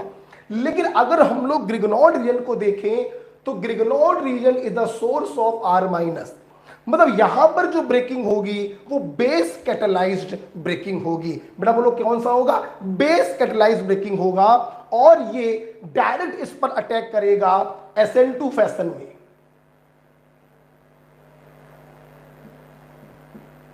SN2 बेस NO न्यूक्लियोफाइल है, स्ट्रॉन्ग न्यूक्लियोफाइल है, SN2 फैशन में अटैक करेगा। तो कहीं ना कहीं बेटा आप ध्यान से अगर देखें तो इलेक्ट्रोनेगेटिव होने के कारण पार्शियल पॉजिटिव चार्ज तो यहां पर भी है। वो अलग बात है कि ये पार्शियल पॉजिटिव बहुत ज्यादा होगा और ये पार्शियल पॉजिटिव बहुत कम होगा। ध्यान से मेरी बात सुनिएगा। R minus is a strong nucleophile, तो ये इस थोड़े से पार्शियल पॉजिटिव को भी देख लेता है। लेकिन water is a weak nucleophile, ये इस थोड़े से पार्शियल पॉजिटिव को नहीं देख पाता, इसको ज्यादा पॉजिटिव चाहिए होता है। इसलिए सबसे पहले हम कराते हैं प्रोटोनेशन और फिर वाटर के द्वारा, फिर न्यूक्लियोफाइल के द्वारा इस लिंकेज को ब्रेक करते हैं। ग्रिग्नॉर्ड रीजन में ये स्ट्रॉन्ग न्यूक्लियोफाइल है, ये इस पार्शियल पॉजिटिव को भी देख लेता है और SN2 फैशन में अटैक करता है। वैलेंसी हो जाएगी 5, बॉन्ड पेयर टूट के चला गया O की तरफ।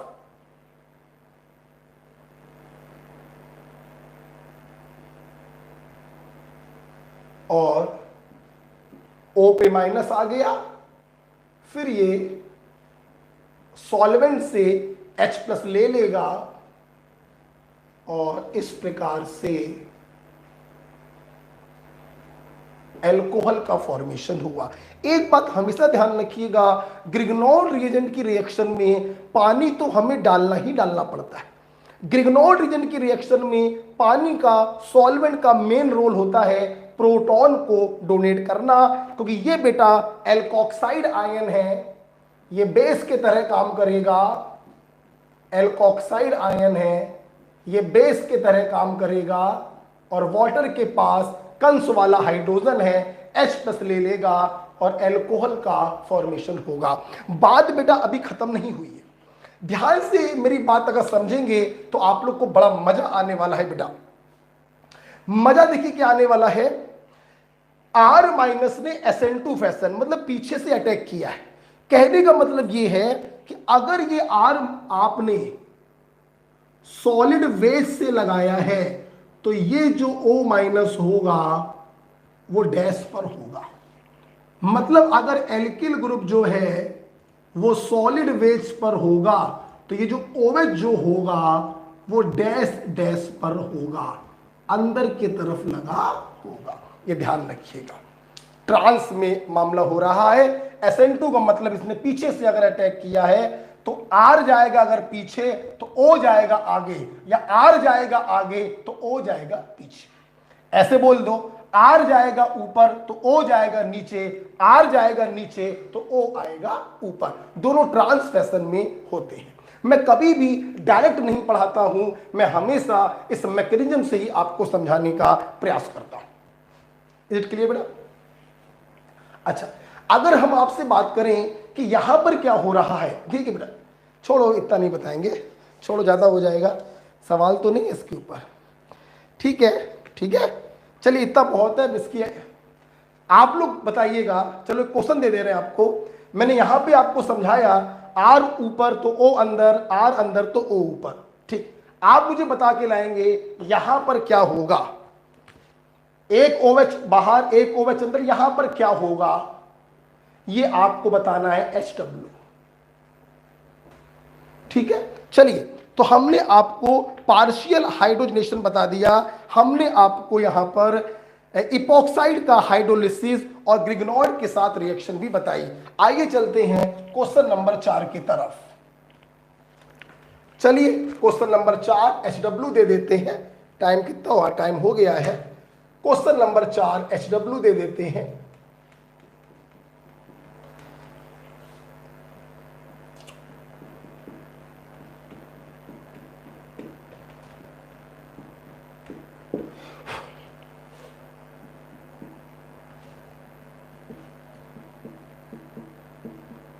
MMPP ले लो, MCPBA ले लो, oxygen in presence of silver ले लो।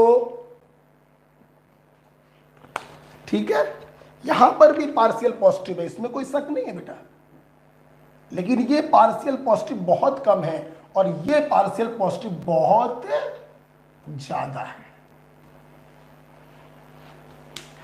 अच्छा एक बात और सुन लो, लिखा है this is acid catalysed breaking of epoxide while this is base catalysed breaking of epoxide.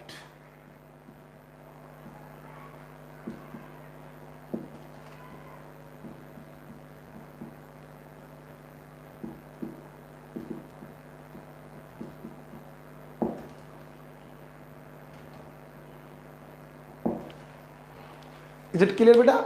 चलिए एक क्वेश्चन ये घर से दे रहे हैं, घर से करके लाइएगा।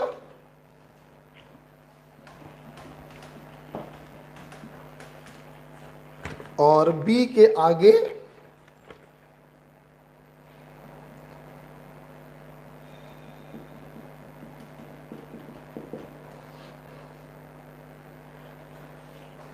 C+D हिंट दे दी है मैंने, जो मैंने आपको HW दिया है मैंने उसकी हिंट दे दी है, घर पे सोच के बताइएगा। और CS3MgBr फॉलोड बाय हाइड्रोलिसिस। ठीक है, चलिए ये घर से करके लाइएगा HW। ओके मेरी बात सुन लीजिए बेटा। देखिए बेटा कोचिंग में 2-3 लोगों को कोरोना हो गया है। मनोज और अंकित को भी बुखार आ रहा है, हमारे गुप्ता सर को भी बुखार आ रहा है। तो इसमें कोई बड़ी बात नहीं है कि कोचिंग भैया अगर बंद हो गई तो देखो बेटा मेरी क्लासें जो है वो बंद हो जाएंगी। तो मैं स्पष्ट आपसे बोलना चाहता हूँ, मैं क्लास तो पढ़ाना ही चाहता हूँ इसलिए मैं आ रहा हूँ, कि बेटा डर बहुत ज़्यादा हो गया है, घर वाले निकलने नहीं दे रहे हैं और कोचिंग भी बेटा ऑफ चल रही है, इसलिए थोड़ा हमको भी फीवर आ रहा है। मैं आपको सच बता दूं तो आज अंकित ने मुझको 4 दिन पुराना रखा हुआ पानी पिला दिया, और 4 दिन पुराना पानी था। तो फोन किया, मेरे का क्लास चली थी। अच्छा हाँ। अब बोलो नहीं चला। तो अगर मुझे भैया फीवर आ गया तो भैया मैं हाथ जोड़ के माफ़ी चाहूँगा, फिर क्लास कैंसिल हो जाएगी। तो मैं चाह रहा हूँ कि ऐसा कुछ हो ना, आपकी ऑर्गेनिक रिएक्शंस में निपटा दूँ, लेकिन डर बेटा बहुत बना हुआ है। ठीक है, खैर हम लोग मिलते हैं परसों, इसके आगे कंटिन्यू करेंगे। आप मेरी थ्योरी पढ़कर आइएगा, ये क्वेश्चन करके आइएगा। ओके भाई, थैंक यू।